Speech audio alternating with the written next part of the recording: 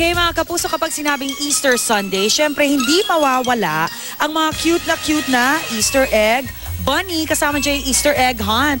Pero kasama natin ngayong umaga, Lind, mga Easter bunnies. At syempre makakasama din natin ang mga may-ari ng Easter bunnies na to, si Mr. Ricky Ranit. At para kumpletuhin ang usapang rabbit natin, makakasama pa natin ng expert at Born to be Wild host na si Doc Nielsen Donato. Good morning, Ricky, and good morning, Doc. Good morning, Rhea. Good morning, Lynn and Ricky. Yes, unang-una kay Ricky, ano bang klaseng mga rabbit ang dinala mo para sa amin? Ang mga dala nating rabbits ay yun nasa kabilang side, yan po yung mix ng lion head. Kung mapapansin yung kanyang mukha parang may mane ng lion. Ayan, oo. Ito, mga mixed breeds naman itong nandito. At saka yung size niya mas maliit to kaysa rito. Baby kasi pa. Baby lang siya. Pero pag laki niya, they can get as tall as this one. Okay. Doc, ano pang pagkakaiba ng hare at saka rabbit? Nako, magandang tanong yan, ano. Yung hair kasi, yun yung mga wild, ano. Sa mga itsura nila, sa mga itsura pa lang nila, mahaba yung mga tenga nila at sa mga galamay yung mga limbs nila, no. Kasi, ito yung mga predator ng mga lawin, mga agila, tapos ano sila. So hindi pwedeng alagaan yun sa bahay? Hindi pwede yung mga wild yun eh. Siyempre. Talaga, ito pwedeng Ito yung alagaan rabbit. sa bahay At saka talaga. isa pang napaka-distinct na pagkakaiba ng hair sa rabbit is pag pinanganak ng rabbit, kalbo, bulag pa sila. Pero yung hair, it's ready to run kasi nga kailangan sila makatakas.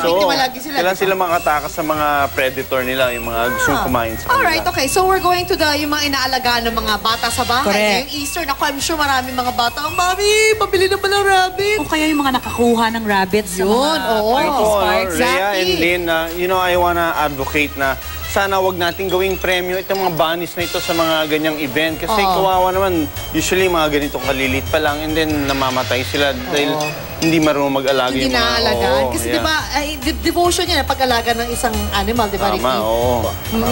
Okay, so, paano ba talaga inaalagaan itong mga to? Gaano ba karaming kangkong ang pwede nila kain? O kaya, di ba, kinakain nila rin yung mga carrots? Yes, I mean, Bugs Bunny.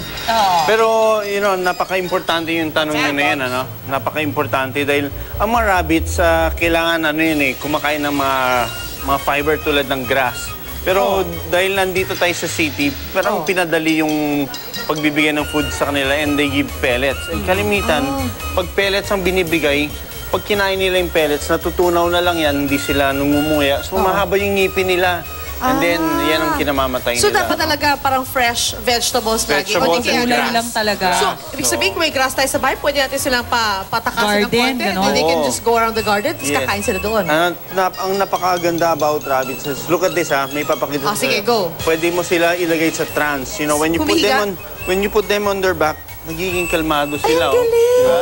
Ganyan ko sila ina-examine, pinapahiga ko lang, tapos pumapayag na Parang sila. kang magician, Doc. So, Sige nga, may magandang patulugin mo pepa nga. sa mga bata. Rabbits talaga. Hindi sila masyado nananakit. Depende Depende. Pero talaga, gentle oo. features talaga sila. Kaya kailangan i-guide natin yung mga bata para alagaan Alright. yung mga Okay, Doc, last question. Sa mga nanay na binigyan ng mga anak na rabbits, pero ayaw nilang magkaroon ng maraming anak, pwedeng in-neuter to mga to, correct? Tama, pwede silang kapunin o tanggalan ng matres para mas maging healthy sila. Ayun. There you go. Thank you, Doc Nielsen Donato. They Ricky, don't have to produce maraming like rabbits. salamat sa pagdala ng iyong mga rabbits.